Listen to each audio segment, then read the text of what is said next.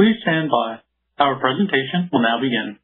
Welcome to the Avnet fourth quarter fiscal year 2026 earnings call. I would now like to turn the floor over to Lisa Mueller, Director of Investor Relations for Avnet.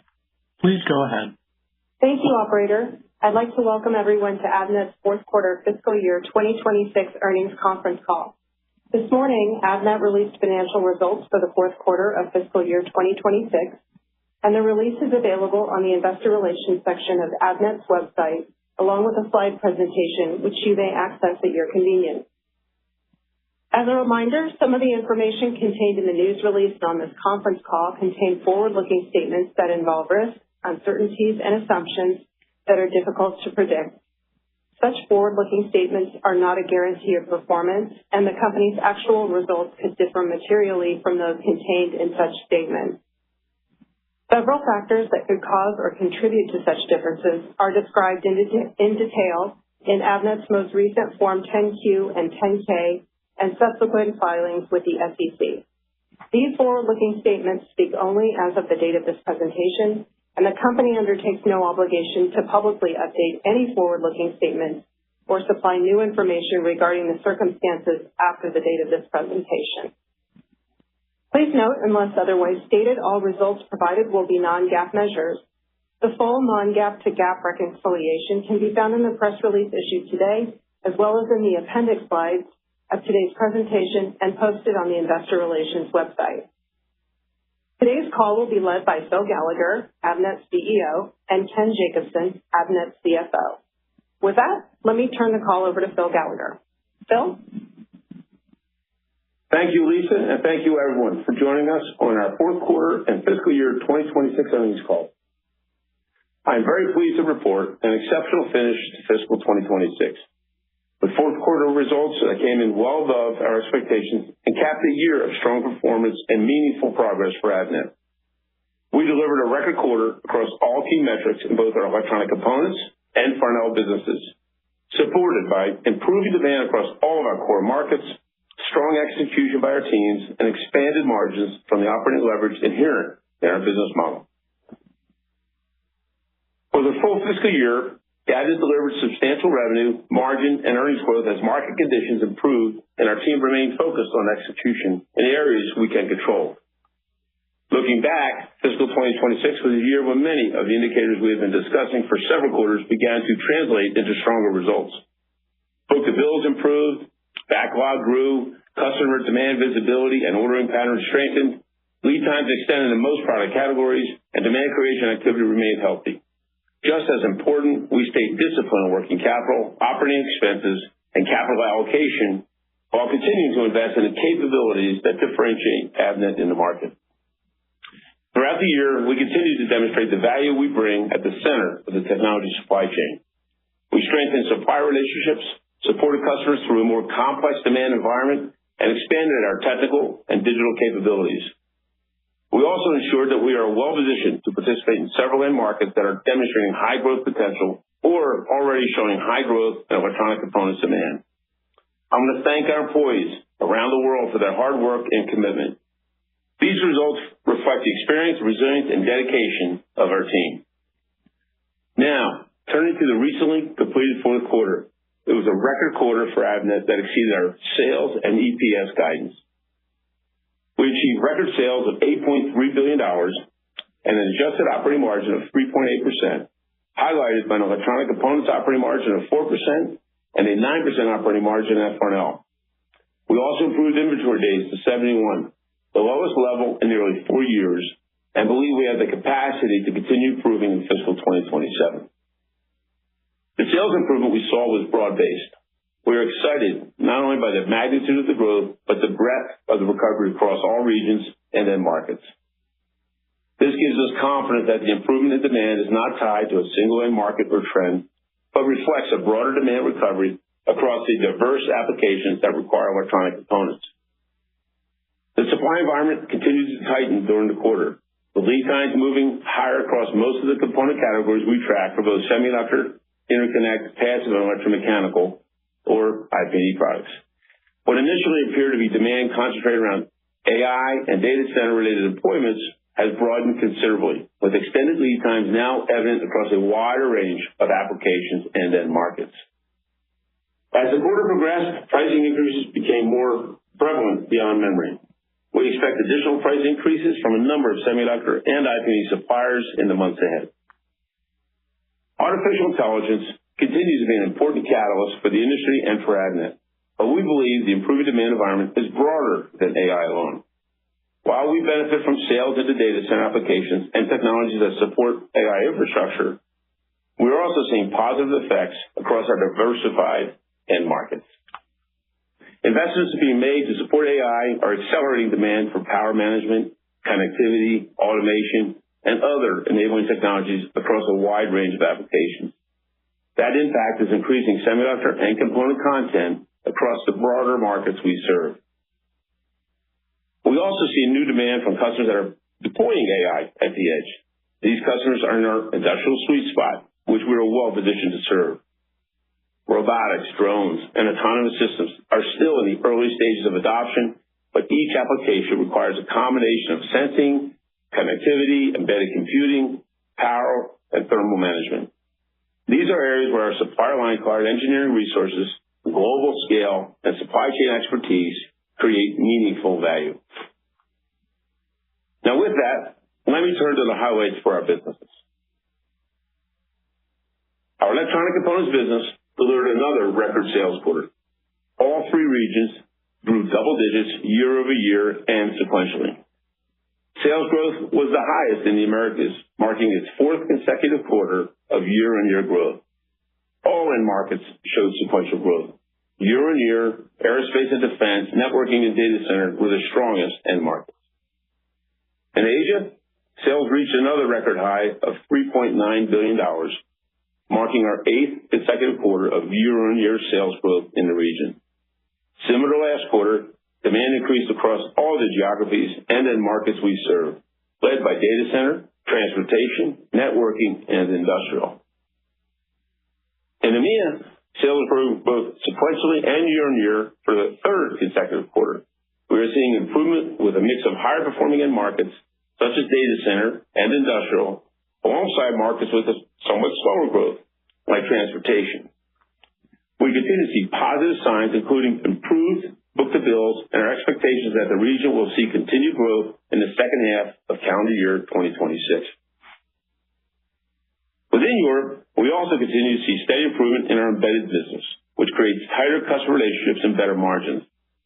Customers continue to see the value embedded boards and displays bring as a part of our total solutions offering, helping them solve for their product design requirements. Now, turning to Farnell.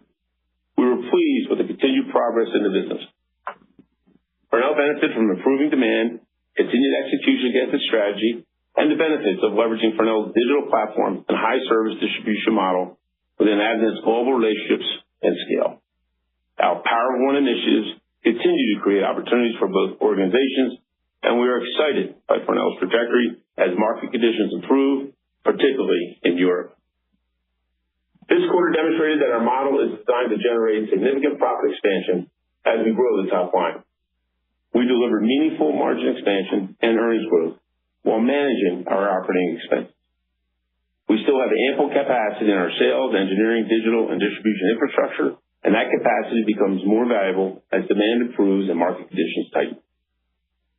Our higher margin IP&E business is another example of how we benefit from complexity, and the fourth quarter was another record quarter for IP&E sales. For the full fiscal year, IP&E sales are approaching $5 billion.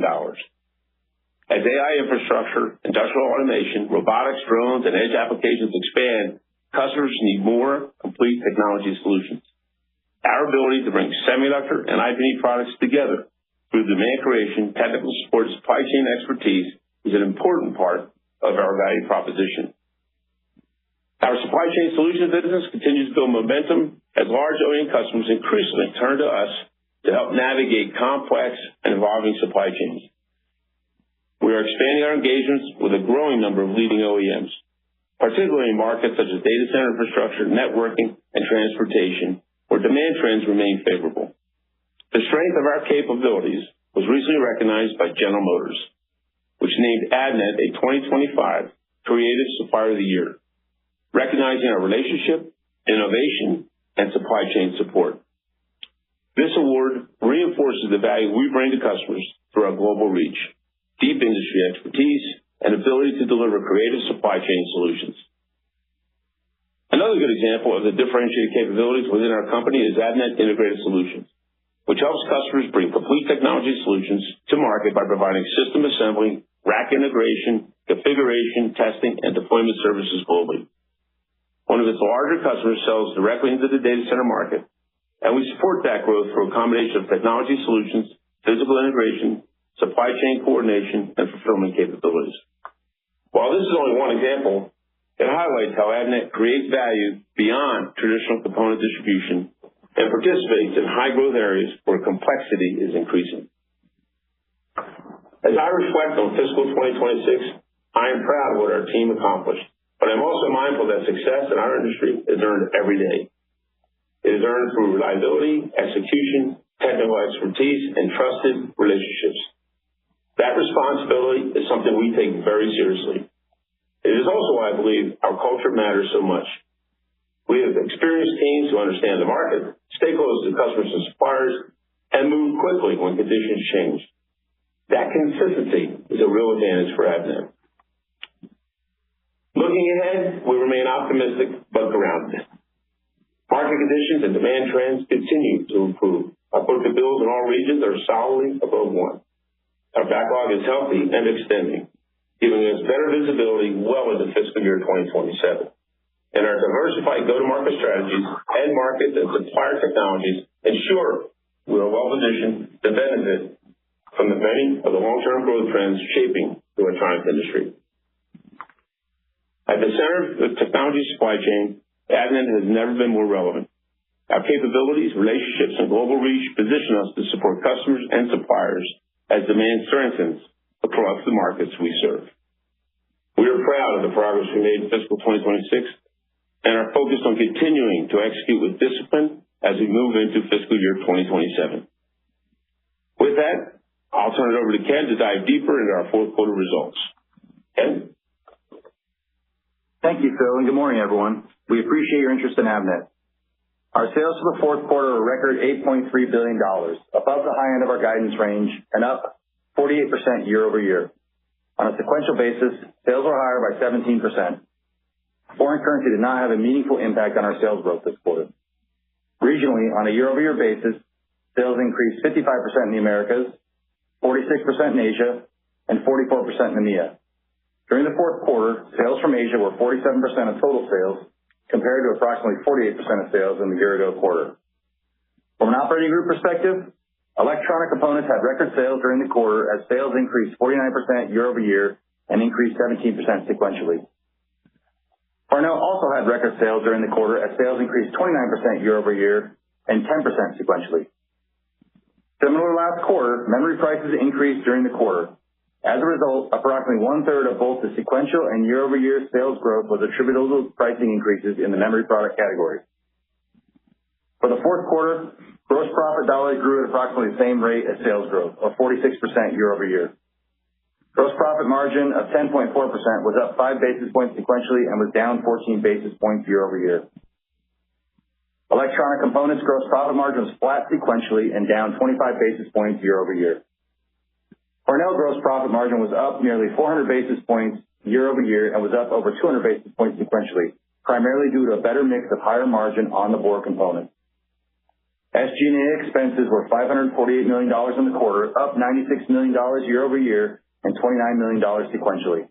The sequential increase in SG&A is primarily from higher incentive compensation, freight, and logistics costs due to higher sales volumes. Our expense discipline continues to drive our operating leverage. As a percentage of gross profit dollars, SG&A expenses were 63% in the fourth quarter compared to 70% last quarter and 76% a year ago. SG&A expenses as a percentage of gross profit dollars was even lower for our EC business at 56% compared to 62% last quarter and 68% a year ago. We expect that our SG&A expenses as a percentage of gross profit will continue to improve to below 60% before the end of fiscal 2027. For the fourth quarter, we reported adjusted operating income of $318 million, and the Avnet adjusted operating margin was 3.8%, an increase of over 70 basis points from last quarter. This represents the fourth consecutive quarter of adjusted operating income margin expansion. Adjusted operating income also grew approximately 2.6 times greater than sales compared to last quarter and last year. We expect to continue to drive operating income growth at approximately twice the rate of sales growth, supported by our disciplined expense management. By operating group, electronic components operating income was $317 million, and EC operating margin was 4.1% in the fourth quarter. The 54 basis point sequential increase in EC operating margin was led by the Americas, with all regions improving their operating margins sequentially and year over year. This is EC's third consecutive quarter of operating margin expansion and is the highest EC operating margin in more than 2 years. Farnell operating income was $45 million, and their operating income margin was 9%, which was up nearly 400 basis points from last quarter. This is the highest Farnell operating margin in over 3 years and is their seventh consecutive quarter of operating margin expansion. Farnell continues to be on track to reach double-digit operating margins before the end of fiscal 2027. Turning to expenses below operating income, fourth quarter interest expense was $66 million, and our adjusted effective income tax rate was 23%, both consistent with expectations. Adjusted diluted earnings per share of $2.28 was a quarterly record for our company and was well above the high end of our guidance. Adjusted diluted earnings per share grew 3.8 times greater than sales compared to last year and grew 3.3 times greater than sales compared to last quarter. Near term, we expect EPS to continue growing at approximately 3 times as fast as sales, driven by sales growth and expanded operating margins. Turning to the balance sheet and liquidity, during the quarter, working capital increased $559 million sequentially, primarily due to an increase in accounts receivable driven by the $1.2 billion growth in sales. Working capital days decreased 7 days quarter over quarter to 69 days. From an inventory perspective, inventory days improved to 71 days from 77 days last quarter. Our EC inventory days improved to below 65 days, and Farnell inventory days improved to below 200 days. We expect inventory days to continue to improve for EC, but we expect Farnell inventory to remain around 200 days, reflecting the business's typical inventory turn profile of 2 turns per year. Inventory dollars grew 11% or $600 million. Similar to the impact pricing had on sales, more than 50% of the inventory increase was driven by pricing, and substantially all of that was memory related. Inventory net of accounts payable decreased by $821 million compared to last quarter. Inventory remains a fundamental driver of our business. We will continue to focus on making necessary inventory investments to position us to capture the growth opportunities we see in the markets we serve. We ended the quarter with a return on working capital of 19%, exceeding our near-term target of 16%. Continually improving our return on working capital will remain a key priority for us coming to the new fiscal year. In the fourth quarter, we used $291 million of cash flow from operations to support $1.2 billion of sequential sales growth. We anticipate using cash in the first quarter to continue supporting the sales growth, primarily in the form of accounts receivable. With regards to our capital allocation, in the near term, we expect to prioritize funding our accelerating growth and supporting our dividend. Cash used for capital expenditures was $17 million during the quarter. We are making progress towards our leverage target of approximately 3 times, which we expect to achieve by the end of the calendar year. We ended the fourth quarter with a gross leverage of 3.2 times, down from 3.6 times in the third quarter, and with approximately $1.2 billion of available committed borrowing capacity. For the fiscal year, we returned $138 million to shareholders from share repurchases, representing 3.2% of shares outstanding. We also returned $114 million to shareholders in dividends, including $29 million for the quarter. Turning to the first quarter guidance, we're guiding sales in the range of $9 billion to $9.3 billion and adjusted diluted earnings per share in the range of $2.80 to $2.90. Our first quarter guidance assumes current market conditions persist and implies a sequential sales increase of approximately 10% of the midpoint. This guidance also assumes similar interest expense compared to the previous quarter, an effective tax rate of between 21% and 25%, and 85 million shares outstanding on a diluted basis. I want to thank our team for driving a solid quarter and fiscal year of improved financial results. We have great momentum coming into the new fiscal year, and we continue to position ourselves to be able to capitalize on the growth opportunities ahead and to continue to achieve new records for both sales as well as earnings in the coming quarters. With that, I will turn it over to the operator to open it up for questions. Operator? We'll now be conducting a question and answer session. If you would like to ask a question, please press star 1 on your telephone keypad. A confirmation tone will indicate your line is in the question queue. You may press star 2 if you'd like to remove your question from the queue. For participants using speaker equipment, it may be necessary to pick up your handset before pressing the star keys.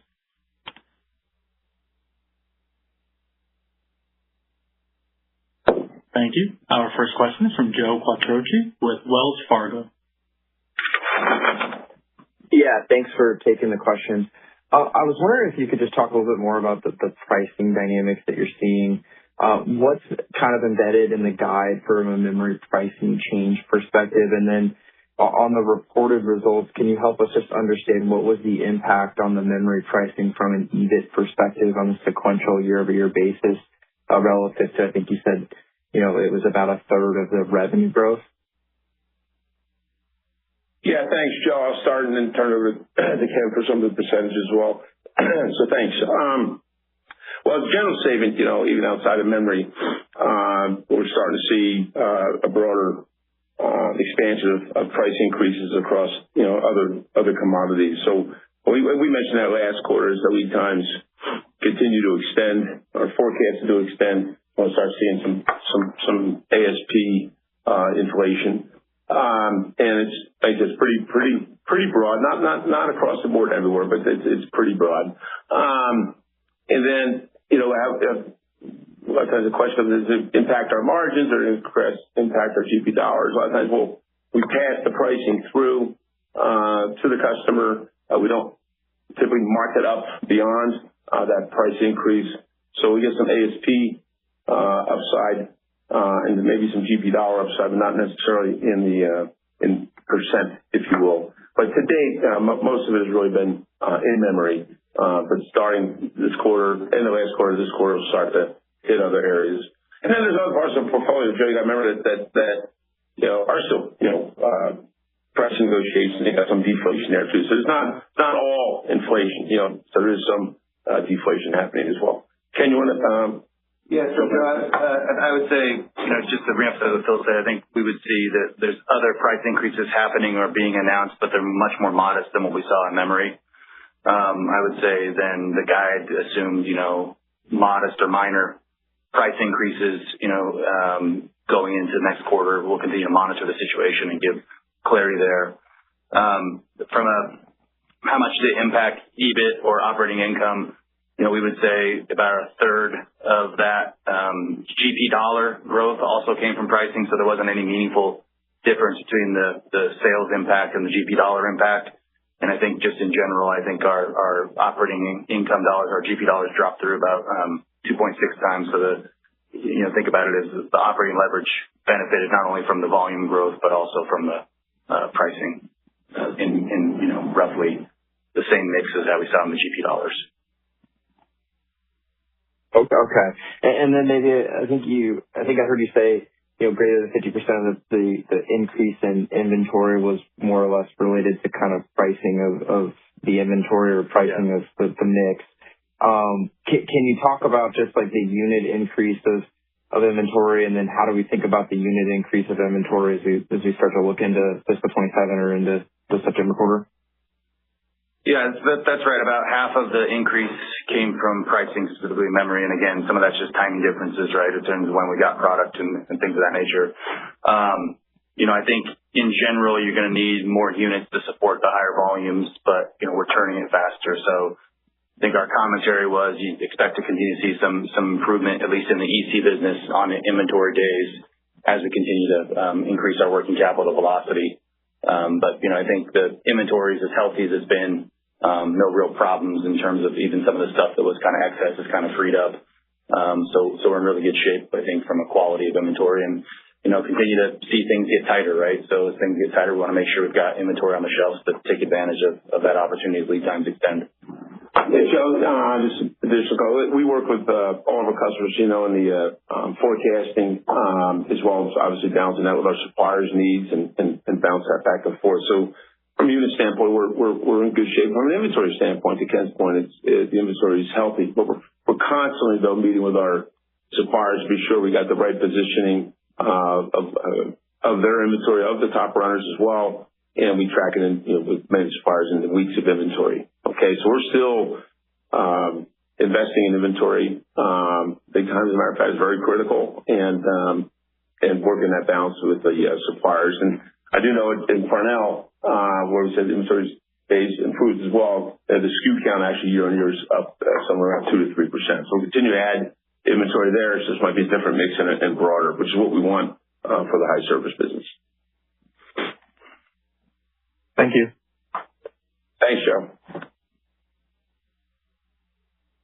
Our next question is from William Stein with Truist Securities. Great. Thanks for taking my questions. Congrats on the very good results and the huge guidance you're providing. Thanks, Bill. Phil, I'm hoping you can talk to us a little bit about sort of the positioning in the cycle, right? You just posted revenue up, I don't know, about 34% year over year. It's the fourth quarter of year-over-year growth. What inning would you say we're in? Thanks, Will, for the comments, first off. That's just off on the call. It's, we're going to fourth quarter. It's actually almost 50% year on year this quarter. It was 34% last quarter growth. And by the way, for Asia, it's 8 quarters, Will, which is extended already, right? And still looking very bright. So it's tough to call. I'd say it depends on the supplier you talk to, but for most part, or the customers, it feels like maybe in the third or fourth inning, maybe, something along those lines. If I was going to put it in baseball terms, for sure not the 8th inning. So I would probably say it's in the front third of the baseball game, the third, fourth inning. Okay. That's sort of what I thought. It's an analogy, so don't hold me to exactly what inning, but I think it gives you a little bit of what we're seeing from a backlog, bookings, et cetera. It seems like it's going to last for a little while. Okay. Maybe the other thing I'd like to look at is the margin performance. I think you explained why gross margins they were up sequentially, but maybe a little bit disappointing considering the magnitude of the upside, why that wouldn't have sort of flowed through to better results. I think what you've said is that price increases have a sort of deflationary effect on that. But as we progress through the cycle, where should we anticipate gross and operating margins traveling to and maybe settling out? I think historically you've talked about a 5% or greater than 5% operating margin target. You're still nowhere near that, really. You've gotten close before. How should we think about expansion over the next few quarters? Yeah, well, I guess the short answer to your question would be, continued steady progress. I think if you look at the past 4 quarters, 30 basis points this quarter was about 60 basis points expansion, specifically on EC. In general, I think we can expect to continue to see some modest uptick in Farnell's gross margins as they get a higher mix of on-the-board components. For EC, that answer partially depends on where the growth is coming from. We've seen good progress on operating margin because the West, Europe, and the Americas has recovered, but Asia is still going really strong.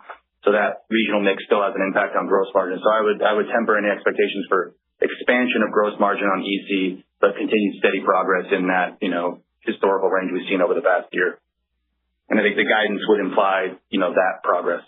But obviously that's the target is continuous improvement working towards 5. And, as we've been saying, we need the West to get stronger, and that's starting to happen, which is great. So the Americas, we're seeing improvement in top line and bottom line, as well as in Europe, which is really good news. That's our most profitable region. So Europe is definitely rebounding with good backlog and positive book-to-bills as well. And then, of course, as Ken mentioned, Farnell really accelerated to 9% operating margin. They get that to 10, 11, 12. That should happen, and we'll see where it plays out.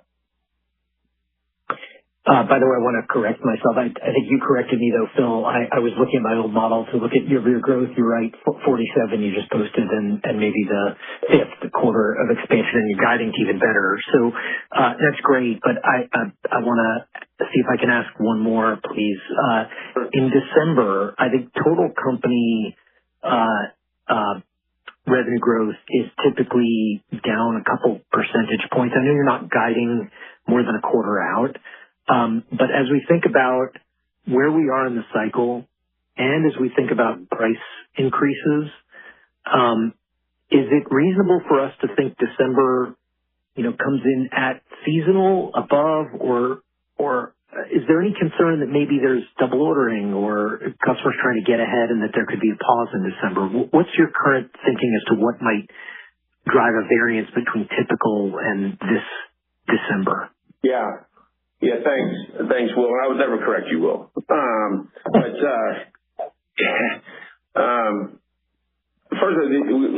the word typical is, that's what we talk about internally too. It's our typical seasonality, and go back and look at it. It's kind of everything's been somewhat thrown out the door on typical anymore because even since COVID. I'm looking at the numbers now. Even last year, December quarter was rather strong for us.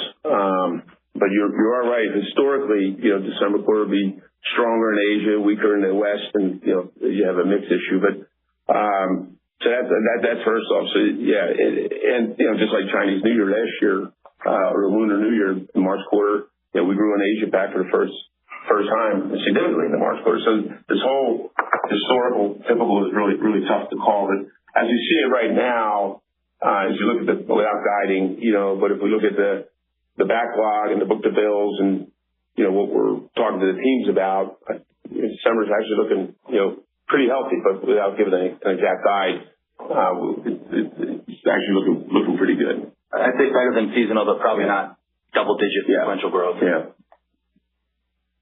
Well, that helps, guys. Thanks so much. Thanks, Will. Our next question is from Ruplu Bhattacharya with Bank of America. Hi, thanks for taking my questions. Phil, America's revenue increased 28% sequentially and looks like it was materially faster than EMEA and Asia. Can you talk about what were some of the factors that drove that regional divergence and how much came from memory and data center? I mean, it just seems that region had just outsized kind of growth this quarter. So can you just comment on that? Yeah, sure will, Ruplu. Thanks. So really nice performance in the Americas. In all the regions, actually. And yes, it did outgrow Asia, but you also got to remember Asia's had 8+ quarters in a row of year-on-year accelerated growth. So they're kind of going against their own compares a little bit, right? So with Americas, I think it's 4 quarters now. If you look at it's really diverse in the verticals, Ruplu, which is healthy, which is good. So it's actually it's not a ton of data center. Actually, that's relatively small for us here directly into the data center. We enjoy more of that business in Asia Pac, but even there, it's maybe 10 to 15% of the total business for us at the corporate level. So directly into the data center.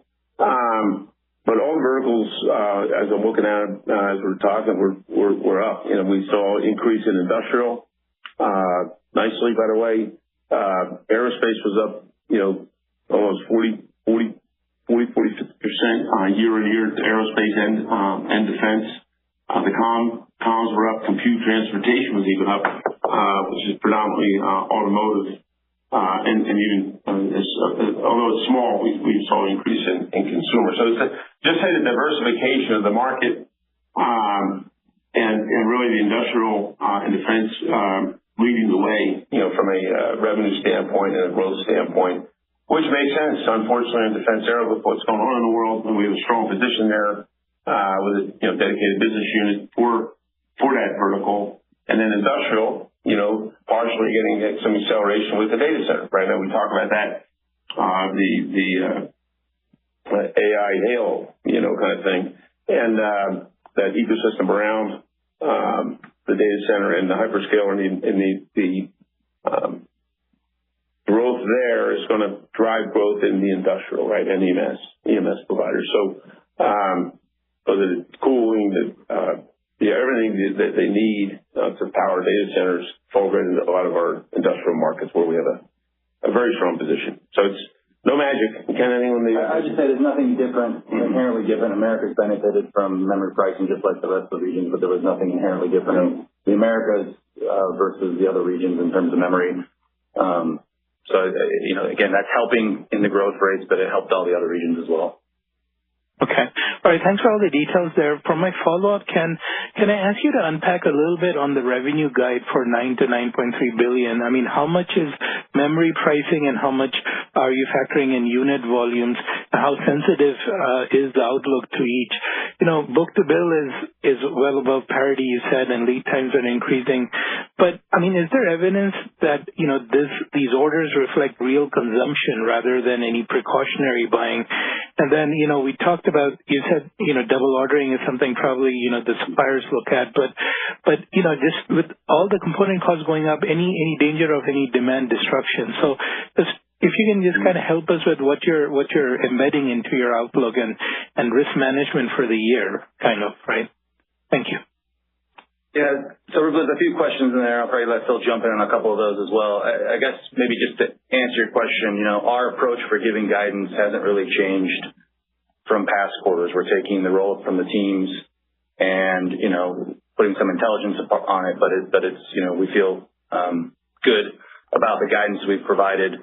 And we're shipping a lot more units. Again, the guidance doesn't assume any meaningful price aspects in that guide. So there's some modest price increases, but it's, rounding relative to the overall scheme. This is really units and by the way, increased ASP mix, right? So we have, higher ASP products that are going through our volumes as well. So that's part of the equation. But, again, you mentioned it, backlog strong, book to bills well above parity, when we're seeing volumes move. I would say, we are seeing more and more customers, especially large OEMs, trying to build up, let's say, safety stock, buffer stocks, things like that. But I think in this environment, it's hard to get a hold of it. We use memory as an example. A lot of customers wish they had more. There's not more to be had. So, I don't think we feel that there's, any excess builds or this is a lot of safety stock. We believe this is getting much closer to true consumption. I guess time will tell there, but there's nothing we see in our indicators that suggest, significant, buildup of customer inventories.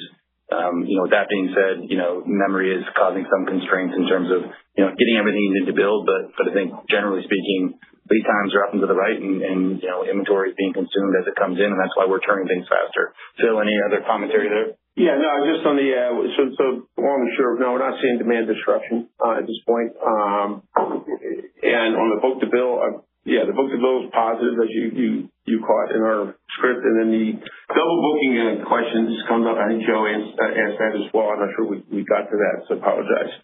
You're right, Ruplu. We kind of lean on the suppliers to try to track for the double bookings, right? But we wouldn't see that. We look at the forecast management, inflated demand, right, which is part of your question. And we try to, as we manage these MRPs come in with the API, EDIs, what have you, and we were trying to put some analytics around it, say, hey, what's the reality of that? How real is that forecast? And we look for spikes. If something all of a sudden spikes up, we go back and challenge the customer, do they really need that additional product or not? So the backlog is, we sanitize as best we possibly can, work with the suppliers as best we possibly can. And the other thing we look at is rates. So we're not seeing anything today, as we look at it, abnormal from a cancellation standpoint. And then we roll up, back to your point, we roll up the forecast from the field as Ken points out. We have a lot of dialogue, as you can imagine. And then we got analytics. It says, okay, what's the analytics say we're going to do? And it's lining up to what we guided. Okay. Thanks for all the details. I appreciate it. Thanks, Ruplu. Our next question is from Melissa Fairbanks with Raymond James. Hey guys, thanks very much. Congratulations on another exceptional quarter. It's pretty clear all of our models were completely wrong and not appreciating the growth rate. So that's a good problem to have, I think. Yeah. Phil, I know you have a pile of sheets with data in front of you, and if you could just make that available to us, that would be great. I wanted to kind of dig in on the Farnell improvement. Obviously, we know that that's a highly cyclical business. But at the same time, you have been making a lot of structural changes over there, and, congratulations to the team for succeeding there. Is there a way to quantify what sustainable margin profile is going to look like versus we've got structural improvement plus, end market demand? Is there a way to kind of parse that out?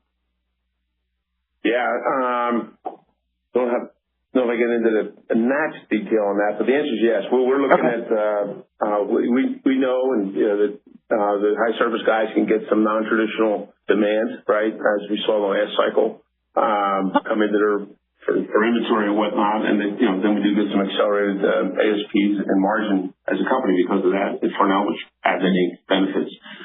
What we are doing is we're breaking out, and where we're having heavy ASP inflation with Farnell, with Rebecca and team, and say, okay, what's our performance without that? So we're actually building in the model, when there's a cycle adjustment, what is the margin model? What do we predict the margin model based on what we saw?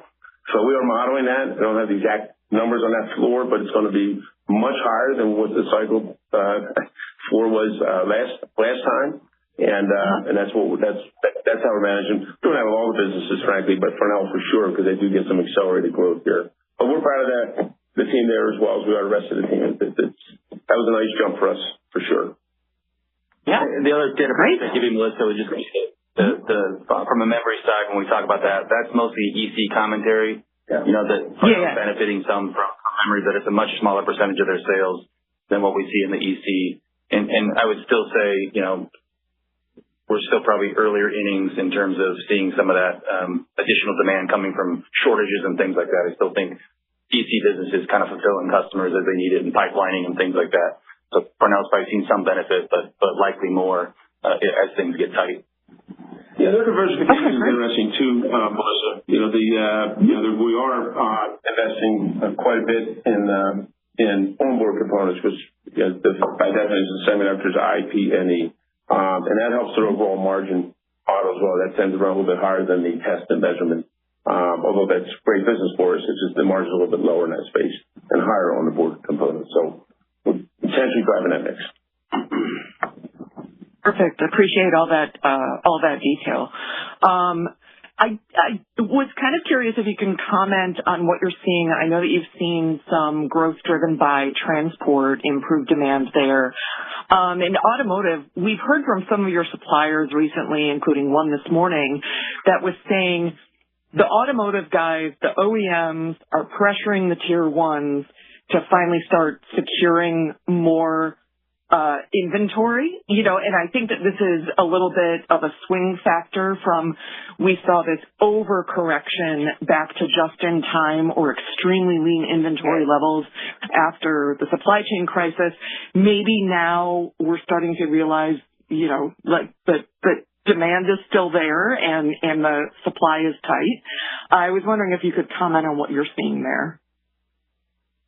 Yeah, so I know exactly what you're talking about. And of course, we talked about General Motors in the script with a nice win there.